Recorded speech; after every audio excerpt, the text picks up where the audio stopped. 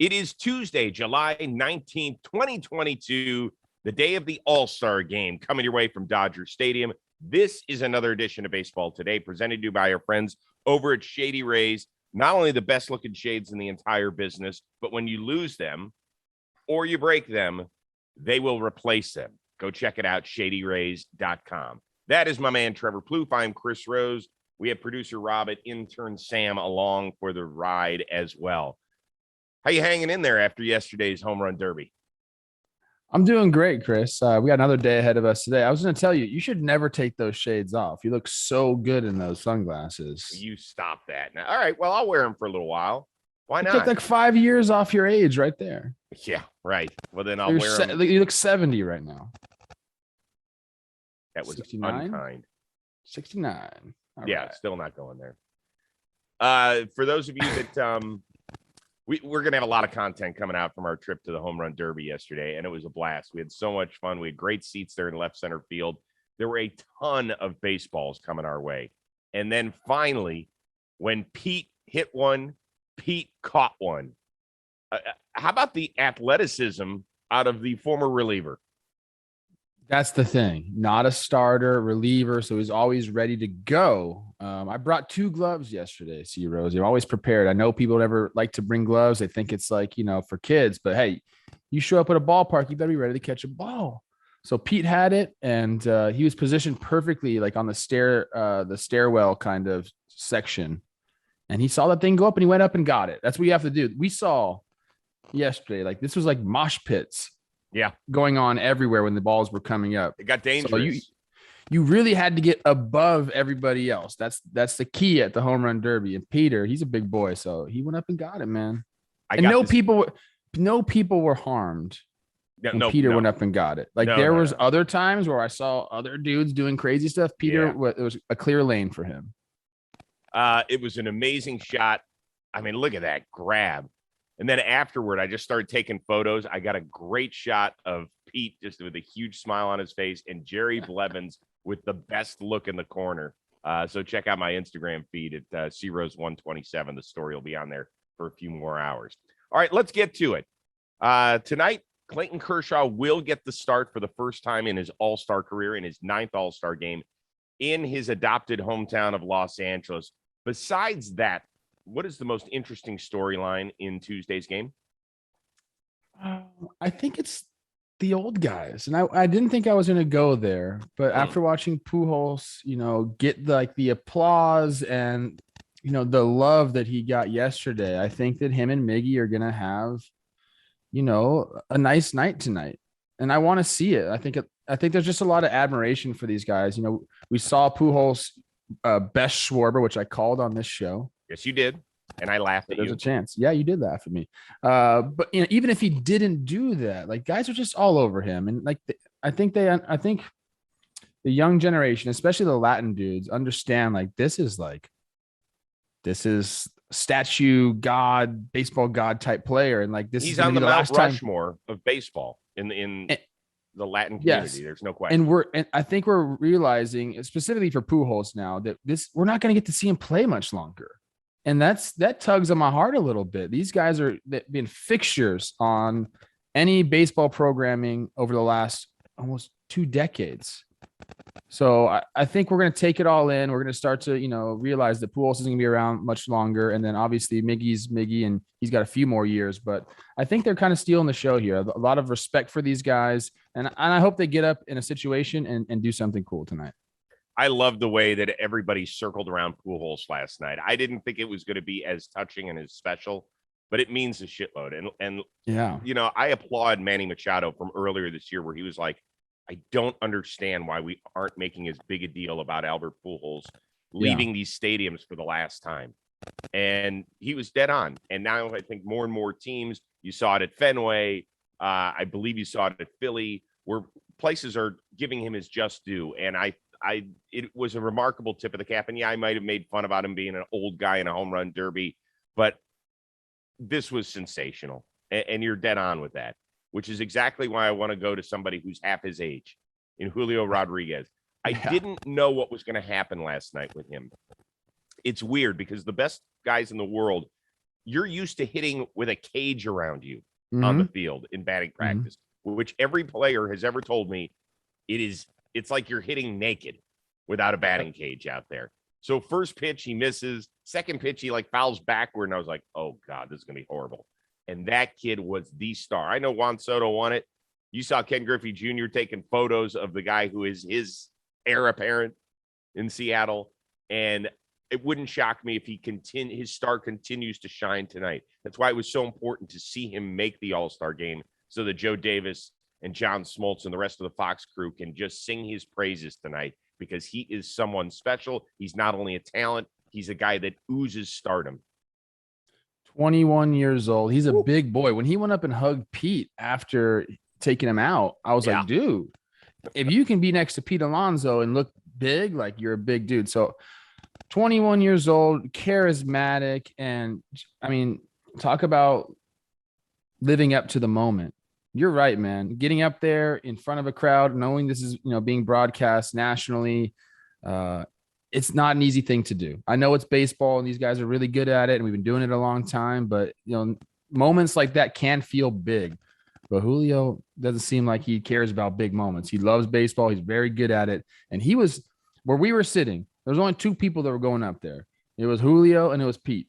Yep. And Julio was hitting absolute missiles. Yep, rockets. Definitely, I'm looking forward to seeing him in the game. But that's really funny, man. 21 years old for Julio. Albert's 40, whatever. Like, baseball's cool, man. We have 13 replacement players, so guys that were not originally named to the team that will be in uniform and playing tonight. Out of the guys on that list, who do you think is going to shine brightest? It's a crapshoot. We don't really know, but I'm going to give you an answer that I think. I want to give it to you because I think we need to talk about him more. Okay. And that's Young Thick out in Atlanta. The kind of year this dude is having. That's who I was going to go with, Austin Riley. Let's go. Hey, I know he's having a good year. And like, we challenged him, I think it was like 2 years ago. Like, hey man, you need to step it up, or like your job might be gone. He's stepped it up immensely, right? Yep. His numbers this year, Chris, he's got 27 homers at the break, 922 OPS. Like these are elite numbers, man. So I hope he gets up in a big moment. I hope he does this thing. He's like kind of my favorite for a home run tonight. How about that? I think it's a great call. Nolan Arenado will not be there. It's interesting because when you mention the best third baseman in the game, the discussion goes in no particular order: Machado, Jose Ramirez, Nolan Arenado, Rafael Devers. I know that Bregman hasn't been the level he was his first couple of years, but because of what he's been able to accomplish in a relatively short time, he's still a part of that discussion. We forget about Austin Riley, and I don't know why that is. And maybe I'm not really sure either. Right? It's like we mentioned all those other guys at a very deep position, and this guy is off to a fantastic start in his career. So I agree with you. The other guy I would mention on this list, when it comes to the Fox broadcast, is Liam Hendricks. Because you fired up out there. It's fired up. The audio, whoever is working the audio board is going to have to be on standby tonight, because you're definitely going to get a fucking shit after every pitch. He doesn't care. He doesn't care if it's just an exhibition game or if it's a playoff game. He's acting the same way. And, we saw him. Didn't we see him get mic'd up last year in the Field of Dreams game, like in the 6th inning, and then he got blown up like the 8th or 9th or whatever? Yeah, he's tipping his pitches. Right. Well, we'll see if they decide to mic him up again. He's one of the most entertaining guys we've got in this game, so I hope they do. I almost went Devin Williams. I think if he gets up, he's going to strike out the side, and probably some really good hitters. And we're going to be like, oh, that's Devin Williams. And then I'm going to say, hey, my brew crew, let's go. Yeah. It's a good list, though. It's a good list of guys who all these guys could have made it the first time and you wouldn't have batted an eye. So nice that Freddie Freeman, by the way, made it. I think that's cool for him. I think he's gonna get a massive ovation. I also hope Ty France does something special. Yeah, Ty France. There's a lot of good storylines. Local kid. He grew up in the LA area. I had him on the Rose rotation. He talked about how important it would be for him not only to make an all-star team, but this particular one. So I'm really happy for him. All right, let's move on to the guy who did win the home run derby. Juan Soto became the second youngest player ever to walk away with that crown. But the big news was that Buster Olney out of ESPN reported if Soto and his reps, i.e. Scott Boras, and the Nationals cannot come to an agreement in the next 2.5 weeks, they're going to trade him this year. Now, we hit on this topic on yesterday's show, but the complexion of the discussion and the narrative has changed because we didn't think there was any way that he was going to get traded. First of all, do you believe this is a possibility? And if so, where would you like to see him land? I didn't think so, but the more and more that's coming out, it seems like they're looking to move him. I still believe there's like a last ditch effort to sign him. Because the learners are leaning on selling the team, and they don't care about the financial commitment to Juan Soto. They want the star attached to the team. It helps the franchise value. So I still think they'll try to sign him. If they don't try to sign him, they're saying they want major league talent. Maybe they want another big name player attached to it. So I'm still 50-50 on if it's going to happen this year or not. I think the offseason is more likely. We'll see. A couple landing spots. I think you have to go to the big name clubs. It has to be a contender, number one. You have to be a team that's going to be trying to legitimately win a World Series. So, we're talking about teams with big payrolls too. So the Dodgers, the Mets, the Yankees, you can do the Giants. You can put the Giants in there.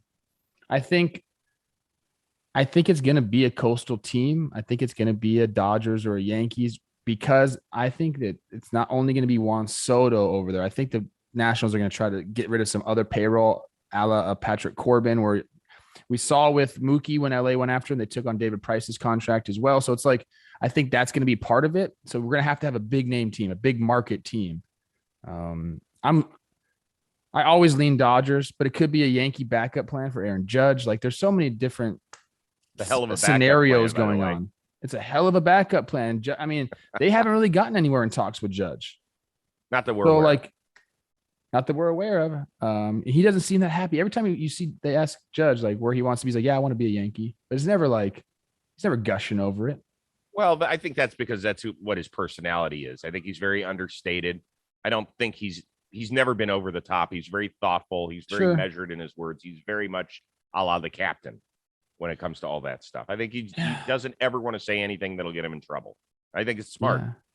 I guess you're right about that. It's difficult to tell with this whole Juan Soto thing, but I do think it's going to be a big market club. It kind of has to be, because if you take him on, number one, like I said, you have to be contending, and number two, you have to be trying to sign him long term once you do acquire him.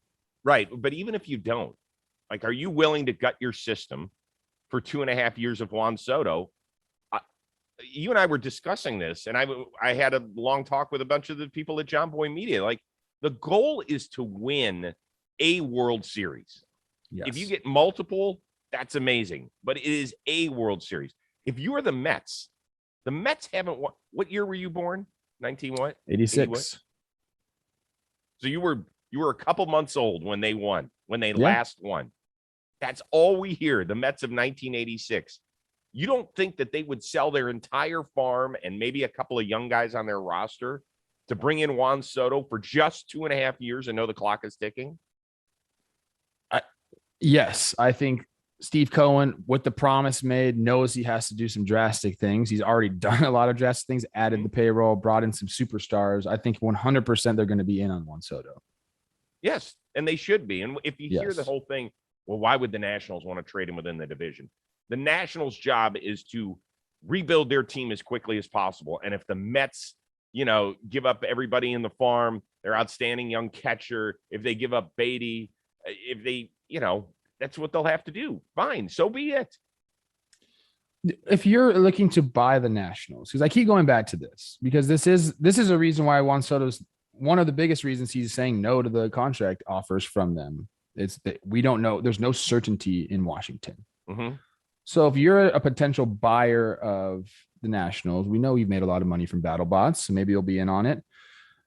Are you more inclined to have a team with a superstar and a big contract attached because, you have your franchise, the face of the franchise, or would you want, hey, let's clean the books, let's have a good farm system, and then I'll be able to pick who I want as my face of the franchise? Which one's more appealing to you? I just don't know if $400 million contracts are a good thing. Everybody's got a balance sheet. Everybody's got a budget. except for Stephen Cohen, it feels like. And heck, even he has a budget, or else he wouldn't be the richest owner in the sport. So I think it's going to come down to that. The decision on Juan Soto is going to be on the Lerner family saying what makes our franchise the most appealing and most valuable. That's the bottom line. And I know it's like kind of outside the baseball world, the on-field stuff, but this is what we're dealing. This is a business. And if they're looking to sell it, they're looking to sell it for as much as they can. mm-hmm. And like they have to think about those things. So if they come to the conclusion that not having that big contract tied in is more valuable, then they're going to trade him and they're going to try to get some other money off the books as well. So if that's the scenario they come up with, then we're going to be seeing a couple of those dudes move. And yeah, it's going to be one of the big teams. It's going to be a coastal team. It's going to be a team with a big payroll. It's going to be a team that has to compete within the next 2 years. We threw out San Diego yesterday, and you asked the fun question about Fernando Tatis Jr. We were reminded by Padres fans that he has a no trade, I think, until 2028. So obviously that wouldn't happen.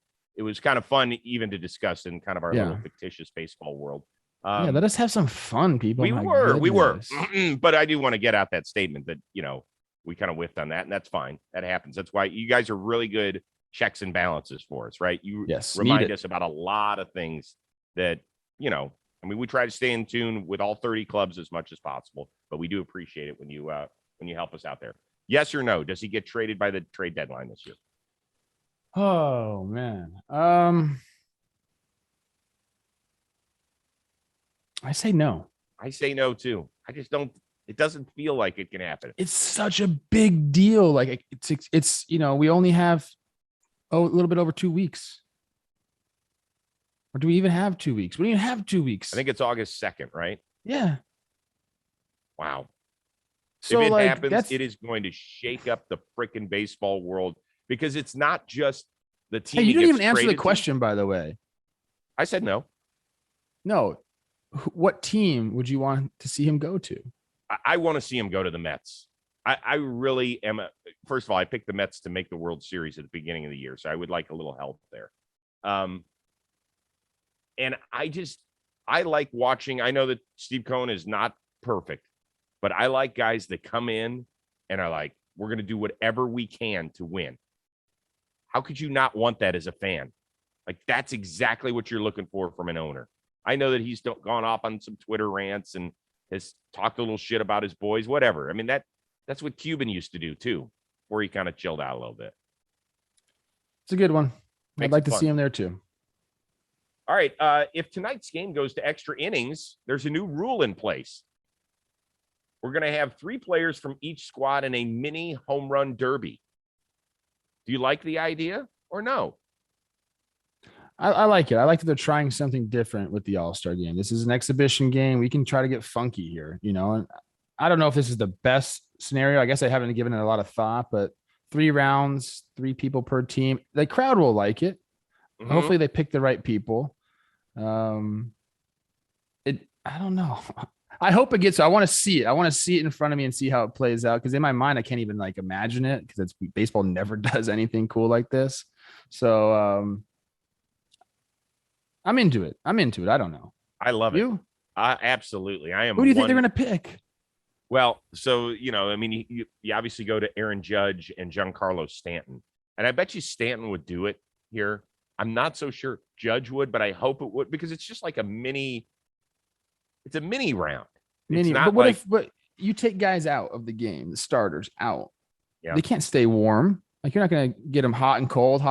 So I'm thinking it's going to be guys that maybe didn't get in the game or guys at the end of the game that are still hot, I think. Yeah, well, almost everybody gets in the game these days. They do a pretty good job of here we go. We have the participants. Oh, they already have them up. Way to go, Sam Singer. This makes a lot of sense that they're telling these guys beforehand. Okay. Ty France, Julio Rodriguez, and Kyle Tucker for the AL. Pete Alonso, Ronald Acuna, and Kyle Schwarber for the NL. First of all, would you be shocked?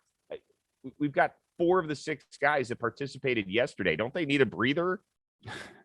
Pete's pissed. Pete is pissed that he lost, dude. And Acuna didn't have a good showing. No, not at all. Schwarber got bested in the first round. Yeah, these guys want redemption. They want redemption. But what about Julio Rodriguez? He hit the most home runs yesterday. He hit 81. Dude, he's just a ball of energy. I don't know. I don't know how they came with these guys. I like it. They're all good names. They all can hit the shit out of the ball. So it's kind of what you want. Yeah, I was kind of hoping that actually Austin Riley would have been in there for the NL. Stanton for sure. I honestly, come on, man, do the Derby. He should have done the Derby. Well, he talked about it. I'm curious I don't know. You never know what goes into the thinking. No offense to Jose Ramirez. Great player. He's not a home run derby. He's not a home run derby guy. And he showed it yesterday. Definitely not. Although he is best at trick shots. Yeah, hit the pole a bunch. 3 times he hit the pole. That was incredible. All right, so we're going to see some fun stuff. We don't know what. There's always a couple of little skits during the, we had Nelson Cruz taking a photo at home plate a couple of years ago, and I thought Joe West was going to punch him in the face. We've always seen kind of some fun stuff. Nestor Cortez, did you see his cleats? I did. For those that haven't, they're gold. They're gold cleats with furry mustache on the heels. Are you buying those? Is that Matt Carpenter's stash? You just shave it off and put it right on there. Yeah.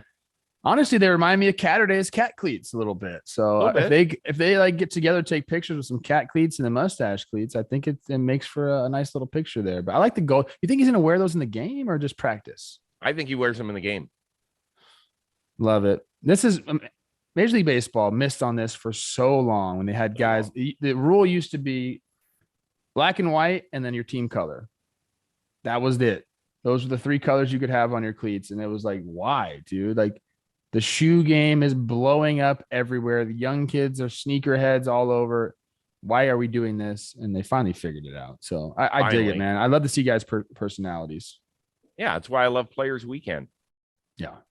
I mean, I'm a huge fan of all this stuff. Like, who cares? Good. You want to do that? Go for it. By the way, you talked about the cat man, Tony Gonsolin. Can you tell if a cat has a mustache? Oh, Gabe Kapler would say that a cat does have a mustache. I mean, don't all cats have mustaches? Yeah, because they're furry everywhere. That means they have a mustache, according to Gabe Kapler. I don't know if I agree with that. What about a dog? I mean, a dog, you don't ever see a shaved upper lip. So it's got a dog or a cat guy? I'm a dog guy through and through. Yeah. Sometimes dogs are so desperate for attention. I get over it a little bit. And some cats make you work for their attention and they draw me in. I think that's just my personality, man. Oh, they totally ignore you. Cats. Yeah. I used to do that. I used to do that. When I wanted someone to pay attention to me, I just ignore them a little bit. Oh, that's how it all happened, huh? That's how the magic started. Not with Olivia. Oh, okay. All right. I couldn't bring myself to ignore her. I still can't.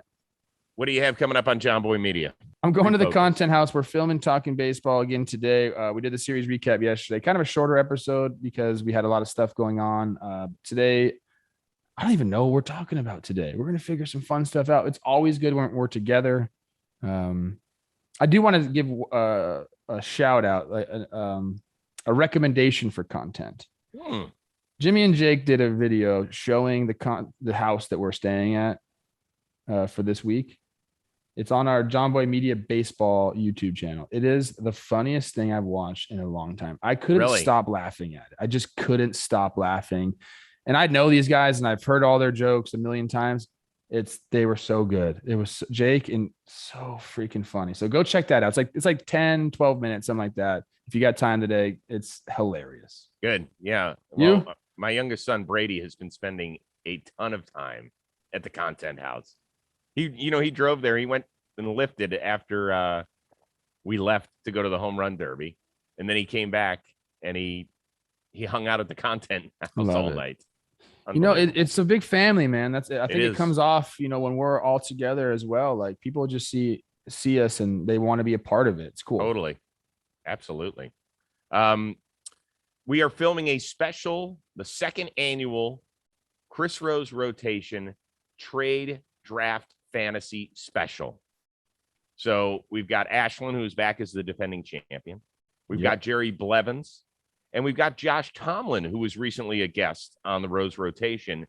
And, who knows? He might want to get into the front office in the baseball world or the coaching side of things somewhere down the line.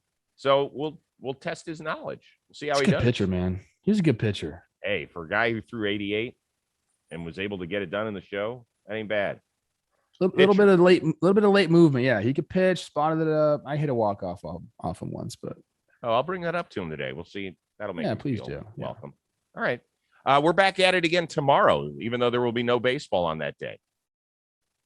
Yeah, we're always here. Okay, good. We'll probably be recapping the All-Star game. Hey, who's the A's All-Star? Paul Blackburn. And that's right. Did you see the story about him? Who's going to fly commercial to the game? The Houston Astros were like, no, dude, hop on our flight. Good for them. Isn't that cool?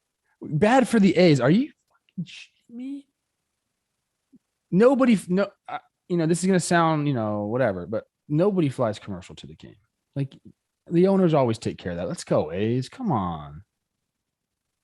You're an all-star. No comment. All right, we got to get rolling. For producer Robbie Scirocco, our summer intern Sam Singer, that is Trevor Plouffe. I am Chris Rose. We will see you Wednesday on Baseball Today, presented to you by Shady Rays.